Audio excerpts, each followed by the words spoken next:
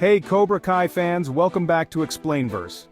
Today, we're diving deep into Cobra Kai Season 6 Part 3, breaking down whether it lives up to the hype or falls short. Is it worth watching? Did our predictions hit the mark, or did we totally miss the punch this time? Stick around as we uncover all the details, and trust me, you won't want to miss this. So let's get started. I just finished watching Cobra Kai Season 6 Part 3, and I have to say, I'm feeling a mix of emotions. On one hand, I'm thrilled because we finally got to witness the last 5 episodes of this incredible journey. But at the same time, there's a deep sadness because this marks the end of Cobra Kai. After years of dedication, rivalries, and unforgettable moments, we've reached the final chapter. Let's talk about the highlights. Starting with our champion, Miguel Diaz. Watching him win the Sekai Taikai tournament was nothing short of epic. His battle against Axel was one of the best fights in the series. The way they interwove Miguel's past and his journey into that moment made it even more powerful. I also appreciate that Axel wasn't portrayed as weak. He was a tough opponent, making Miguel's victory feel well-earned. Tori Nichols' victory was another standout moment. She finally achieved what she's been fighting for since Season 2, and her win felt incredibly satisfying. And let's not forget that Tori and Robbie together secured a sponsorship deal. A well-deserved reward for everything they've been through. Speaking of Robbie, I have to admit I felt bad for him. Throughout the entire series, despite being one of the most skilled fighters, he never won a championship. For a character of his caliber, that felt a bit unfair. But sometimes, victory isn't just about trophies. It's about the journey, and Robbie's growth has been phenomenal. Another moment that truly stood out was Johnny Lawrence and John Kreese's emotional hug. After everything they've been through, seeing them finally reconcile was surreal. Kreese's long-awaited redemption was one of the best arcs in the show. The writers had been building up to this since Season 3, and it absolutely paid off. And of course, we can't talk about Cobra Kai without mentioning Terry Silver, the ultimate manipulator and one of the best villains in the franchise. His final showdown with Kreese was intense, and that no-mercy exchange between them before their deaths was simply iconic. Silver has always been the perfect antagonist, and the way his story concluded was both fitting and unforgettable. As a fan, I would rate this finale a perfect 100 out of 100. But as a reviewer, I'd give it a solid 4.3 out of 5 stars. The season was incredible, but there were a few things that could have been handled better. And we'll talk about those in my next video. Speaking of which, I'll be making 5 to 6 more videos breaking down different aspects of Cobra Kai Season 6 Part 3. So, if you don't want to miss out, make sure to subscribe and stay tuned.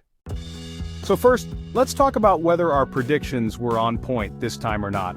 Guys, I'll be honest, we didn't achieve the same level of accuracy as before because some things played out differently. But that doesn't mean we were completely wrong. No, my friends, we still managed to be about 60 to 70% accurate this time. Let's break it down. I predicted Miyagi-Do would be out of the tournament, and that was correct. I said Robbie would break his knee. Again, correct. I predicted Johnny would reopen Cobra Kai. Spot on. I said Miguel would be the captain of Johnny's Cobra Kai and would defeat Axel. That also turned out to be true.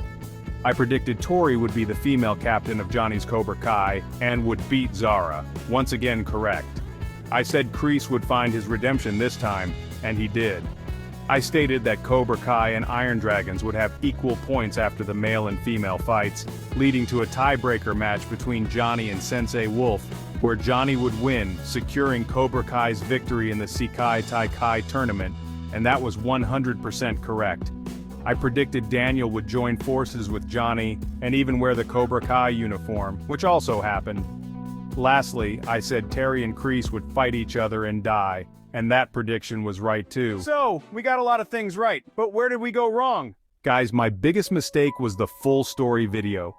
In that video, I speculated the storyline based on my personal opinions, and that's where things started to deviate.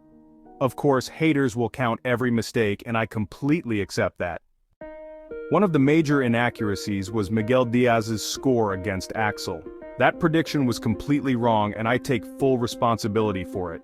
In total, about 20 to 30% of my predictions were off, and most of that was due to my full story video. If I hadn't made that video, I believe my accuracy would have been around 85 to 90%, but I did make that video, and things didn't go as expected. And as a content creator, I have to take full responsibility for my predictions, right or wrong, so I accept all my mistakes. At the end of the day, we still got most of it right, and that's what matters. Let's keep the discussions going, and as always, I appreciate all of you for being here. Before we wrap up, I have one small request for everyone watching.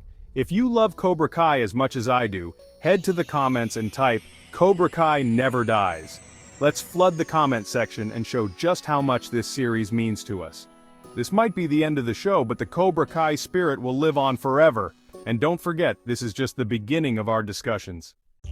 I have 5 to 6 more videos coming, breaking down every detail of Cobra Kai Season 6 Part 3, including the highs, the lows, and everything in between. So make sure to like, subscribe, and turn on notifications so you don't miss any of them. With that said, strike first, strike hard, no mercy. I'll see you in the next one. Open eye, feel the waves cut through me, hypnotized by the sounds I breathe.